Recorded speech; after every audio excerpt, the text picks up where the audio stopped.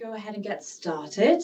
Good afternoon, everyone. And this webinar is aimed at research for content, during which we'll be covering some of the fundamentals of crafting expert questions to ensure we receive high quality responses to our research.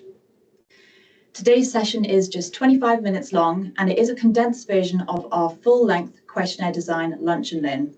So if after today you're interested in exploring this topic further, you want to hear a little bit more, please feel free to get in touch. We will be sharing our contact details at the end. We'll be talking for most of the session, but we will aim to leave some time for questions at the end. If you have any as we go, please feel free to pop them into the chat, and we'll aim to review and address them during our Q&A if we have time.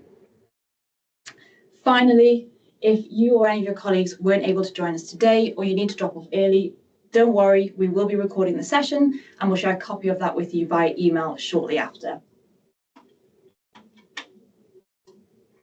I'd like to start off with some introductions. Today you'll be hearing from two of us, myself and my colleague Lizzie. I'm Catherine, Head of Research Operations here at Sapphire Research, and I'm joined by Lizzie, who's one of our Associate Directors. We are both super excited to be running today's session today. We've delivered it several times before, and each time we do, new questions or perspectives come up, which makes it a particularly interesting and engaging session for us as well. We have a very full session for you today, kicking off with our headline to question framework. Now, when it comes to designing effective questionnaires for content purposes, one of the biggest lessons we can share is to always start with the end in mind. Now, you may have heard about this before, but I would like to spend a little bit of time explaining in practical terms what this actually means. So the first thing to think about when it comes to designing your questionnaire are your objectives. What do you actually want to do with the survey? Think about what are the decisions that you need it to inform, or maybe what is the story that you'd like to tell? And ultimately, how will those findings support you or your client's needs? Once you're clear on the why, and that is the purpose and the impact that the survey needs to have, you can start on your questionnaire design. But, like I mentioned, with the end in mind. To do that, let's imagine that the research has already been run. You've been handed the data tables or that report. In a perfect world, what are the results or what are the outcome of the research? What are you seeing in the data tables or in that report that you'd ideally like to have as the outcome? Ask yourself and maybe write down, in an ideal world, what would those headlines be that you'd be seeing? Or perhaps, what are the key statistics, insight, or piece of information that you'd like out of that research that can directly support those objectives that you've set? If it helps, we can break this down into key topics. So think about maybe what are the different areas that you'd like to explore through the survey or through this research. And within those, what are the key bits of information you'd ideally like to receive from it? Once we've got that, we can step back and have a look at, okay, how do those topics link together? It's at that point that we can start thinking about creating our questions. So let's look at an example to bring this to life, and I'm going to look at one from a cryptocurrency perspective. Let's imagine you're a client, or perhaps a business, and you're operating in the crypto space. You're looking to boost your brand awareness and reputation in the industry to help you stand out. One of the broader business objectives of this research might be to showcase your expertise in fraud prevention within cybersecurity. With that in mind, a potential headline or key insight that you might want to include as part of the research or get out of the research is 7 in 10 or 67% of consumers are concerned about fraud in cryptocurrency. This headline then leads us to create the following key question in our survey. Which, if any, of the following are you concerned about cryptocurrency being used for, with fraud as one of our answer options? We like to use the objective headline question approach when designing our surveys because it helps ensure that every question has a purpose for being there that links back to our earlier objectives and therefore is much more likely to deliver us the meaningful insights that we'd like. Now, before I move on to question types and best practice, I am fully aware that there's one very important earlier step that I haven't covered, and that is, well, how do you decide what topics to cover and, crucially, identify those white space opportunities? That's a very important but big area in itself, and it's not something we're going to cover as part of today's agenda. But what we will do is follow up after the webinar with some of our favorite resources, key takeaways, tips and tricks to help you get started on that initial content development.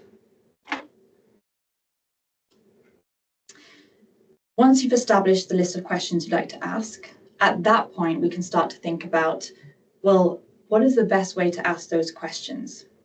And with that in mind, I'm going to move on to our second section where we'll cover question types and best practice. Let's start with some key principles of creating quality questions. Firstly, one question per question. Now, that might sound very obvious, but it's an incredibly common mistake. So always check, is each question truly asking only one thing? Let's take an example. Lizzie, if I were to ask you, do you like the taste of our new flavour of ice cream, and is the texture smooth enough, yes or no? How might you answer? I would probably say I'm not partial to the new flavour, so I guess that's a no. Fair enough. While Lizzie might not be partial to the flavour of ice cream, she might like the texture, but because of the way in which we've asked the question, the data won't tell us that. Now, that's not to say that you can't gather multiple pieces of insight from a single question, but there are better ways to do it, and I'll come on to that a little bit later. Our second key principle here is to avoid leading questions, which is another very common trap. I'm going to take an example here of a question, which is, do you agree that this product is the best ever? Now, while this is a question that might very closely match the headline you're hoping for, it's an incredibly leading question, and therefore it will nudge a participant toward a particular response and risks biasing your results, which is not what we want when we're looking to generate high quality research and insight.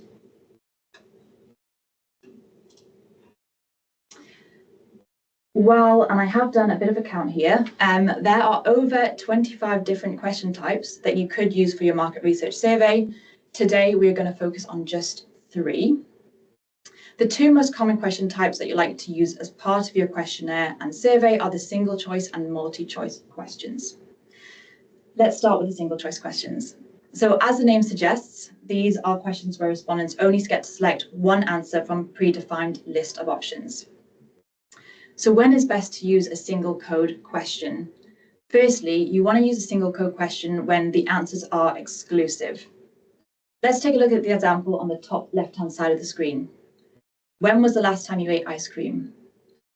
The options underneath the question, they are mutually exclusive, by which I mean you can't have last eaten ice cream both earlier today and more than a week ago. A second great application of a single code question is when you're asking about timeframes. Again, as in our ice cream example, asking when something last occurred or how frequently is a great application because it often calls for very distinct and non-overlapping time buckets. And finally, a single code question is also great when you're asking about different scales, be it agreement with a particular statement or sentiment, satisfaction with a particular product, or the importance of a particular feature. However, you want to avoid using a single choice question when one or more of the options is possible, by which I mean if a respondent could legitimately pick multiple answers from your question, forcing them to pick just one will lead us to inaccurate data. And this is where the multi-choice question comes in, which I'm going to cover next. Moving over now to the right-hand side of the screen, we have our multi-choice question, and here respondents can select all the answers that might be applicable to them. In our example, we have the question, which ice cream flavours would you buy? And if I were to ask you, Lizzie, what might you say? I would say chocolate and peanut butter, but they have to be together. Delicious.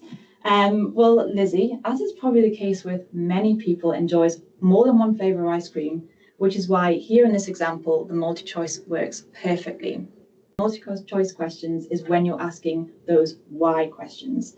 So, for example, let's say you're asking, why did you choose a particular product?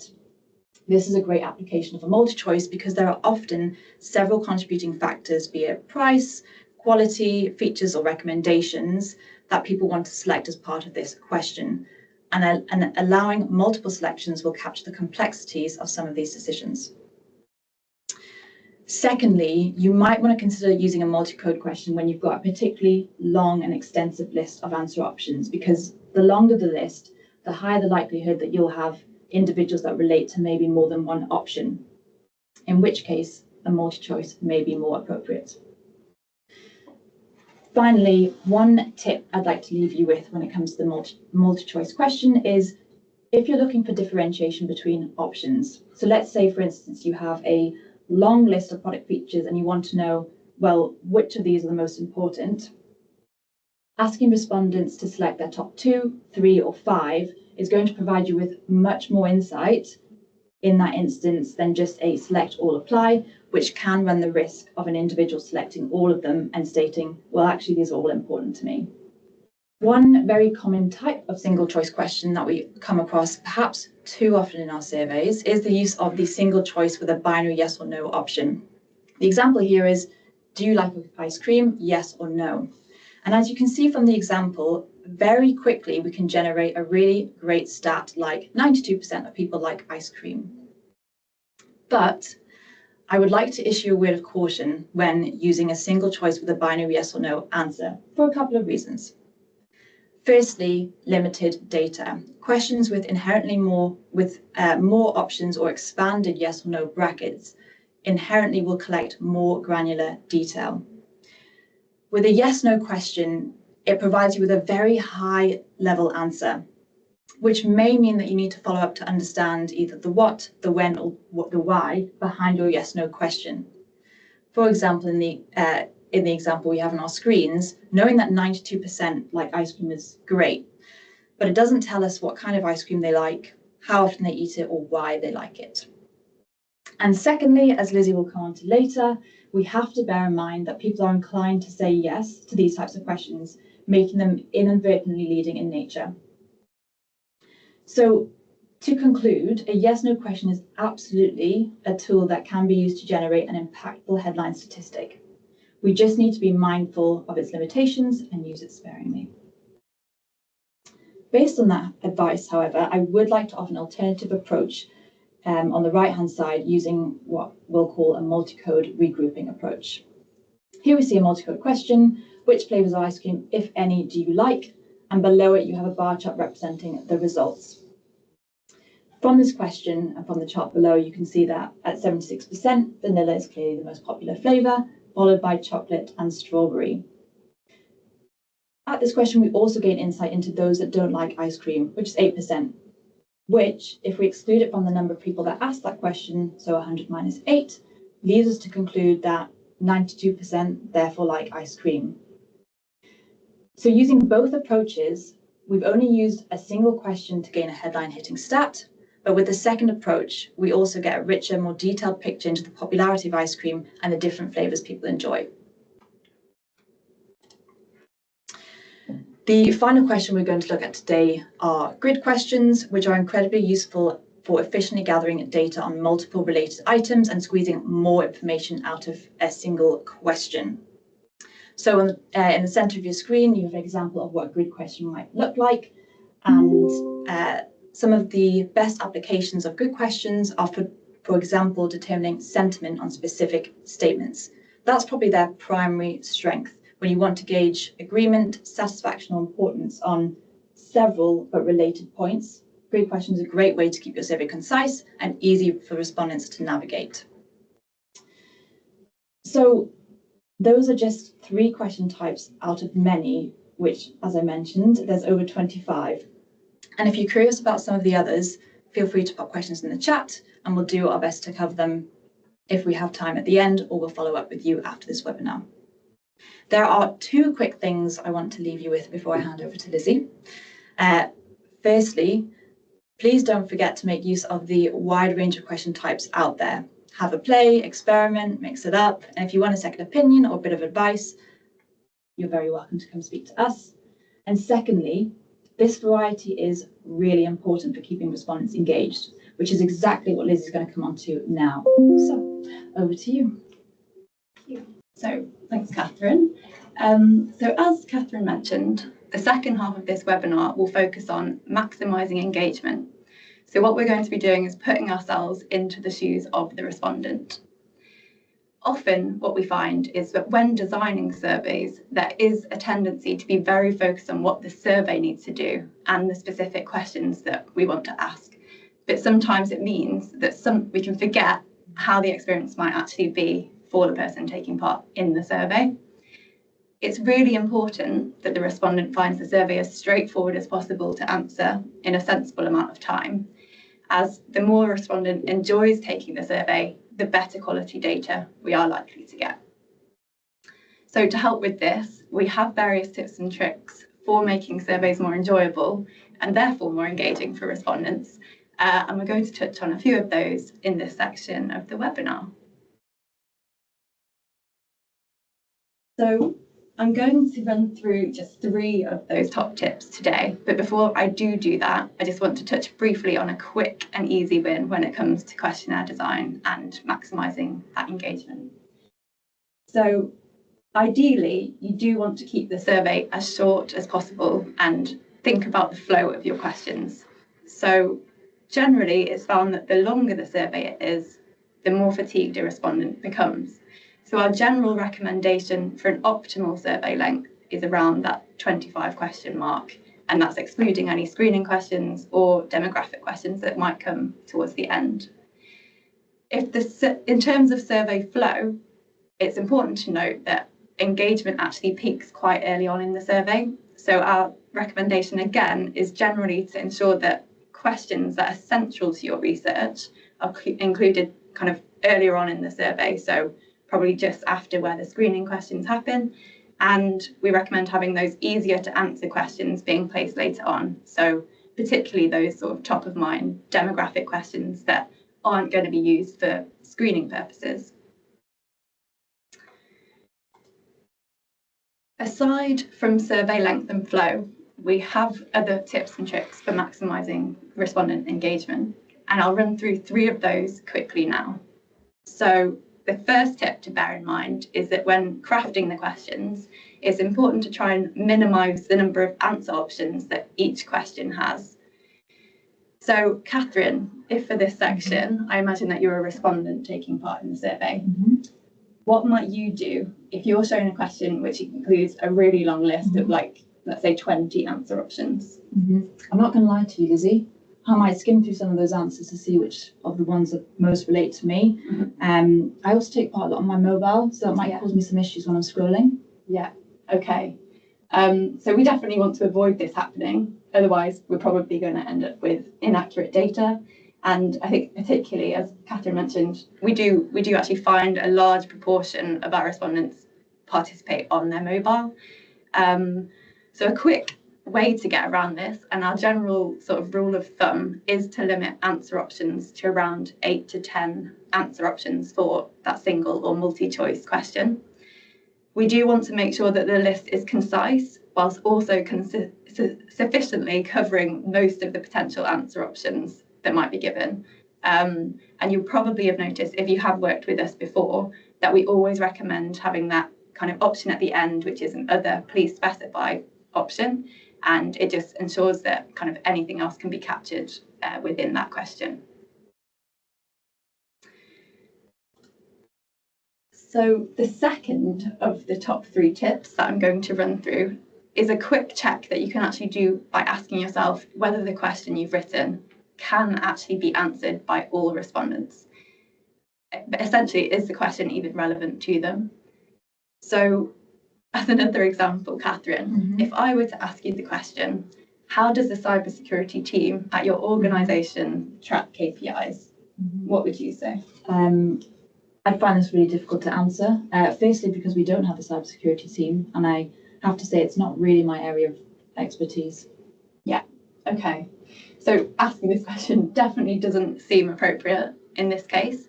And asking these irrelevant questions might actually lead to the respondent putting in poor quality responses or false responses, or it might even just put them off participating any further because they might just think that it's no longer relevant to them.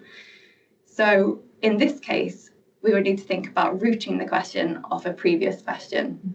So using this cybersecurity example that Catherine just spoke about, I could potentially ask earlier on in the survey whether Catherine has an in-house cybersecurity team at her organisation, and then look at routing the following question off that question. Or we could look at including options such as I don't know or not applicable to my organisation within the answer options, and then it just gives that extra kind of way out of the question if it isn't relevant. So yeah, by doing this, we can ensure the question is answered honestly without collecting misleading information and reducing engagement in the survey.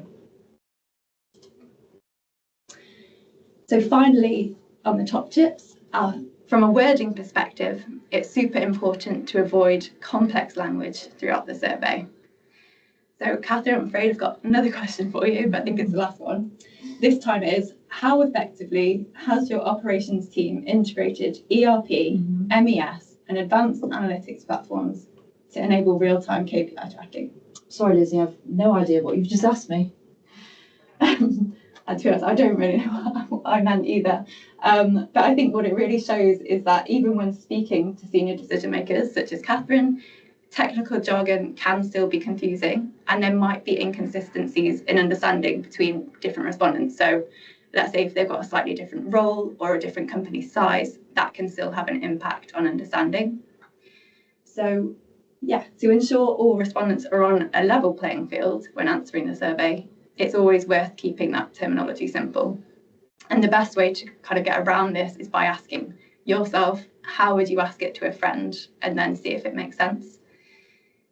If there is specific terminology that you need to include in the survey, which sometimes it does make sense, and you do need to when it's a more technical survey, what we recommend is always including the full version of the terminology, followed by the abbreviation. And you can also consider including certain definitions, and we can certainly do that in the survey for you if necessary. Before I go on to the last few minutes of the webinar, another thing I want to touch on really quickly are the different biases that can come into play when answering a survey.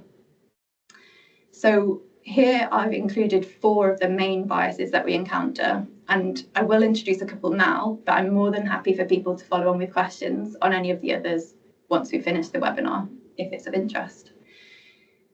So this first one to mention is primacy bias. This is where respondents are more likely to select answer options that appear earlier in a list. And there are a few ways that we can reduce this effect. Initially, by keeping the list of answer options as short as possible, similar to what I was mentioning earlier, but also, where appropriate, randomising the answer options and the order of those answer options, and making sure that answer options are consistent in length and formatting. So we wouldn't want, for example, having a list with certain answer options bolded or certain ones longer than other ones, because it can affect and have this bias. Acquiescence bias is also another human bias that we often see, which is the tendency for respondents to agree, especially when being asked a direct question. As we spoke about earlier, this is one of the reasons we want to ensure the questions are as relevant as possible, but we can also reduce the effects by using balance scales. So instead of having a yes/no answer, we could include a scale which has a range of options, potentially a 5-point scale going from strongly disagree to strongly agree.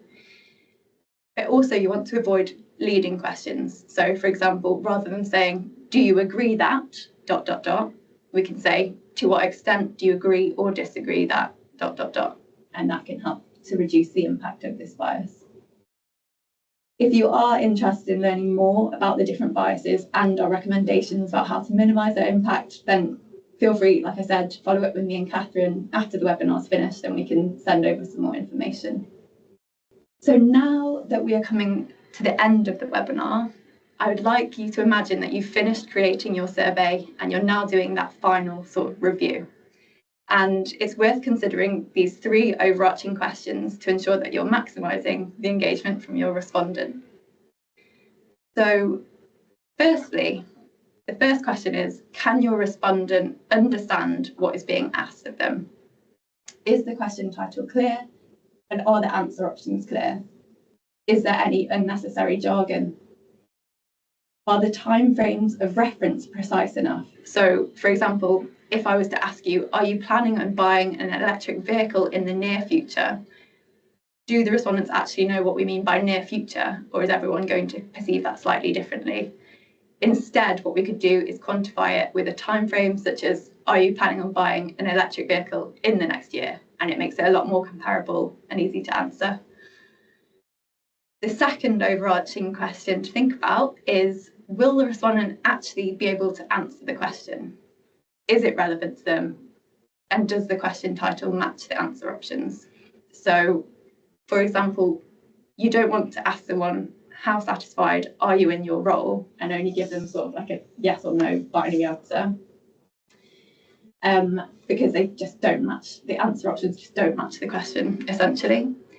And similarly, can the respondent actually give a sensible answer to the question? For example, if I asked roughly how many client meetings have you had in the last year, instead it's going to be a lot easier to answer this in relation to the last week or the last month, and then we can use that data and extrapolate it by timesing it by the months or weeks in a year.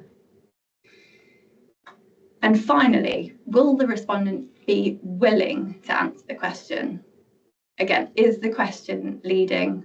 Will there be some countries that might be more willing than others to give information away? And perhaps there is a way that we can reword the question to make it simpler, or we can try and make them more comfortable answering it, or even just make it quicker to answer, and then people will be just more willing to take part in the survey. If you've got these questions covered in the review phase, then hopefully it's already going to be a lot more engaging. Great. Thank you, Lizzie, and thank you to everyone for joining. I see we are out of time, but if anyone would like to stay and has a question, we will hang around for a couple of minutes. If you need to go, thank you very much for joining. Our contact details on the screen. You're very welcome to follow up with us after the webinar.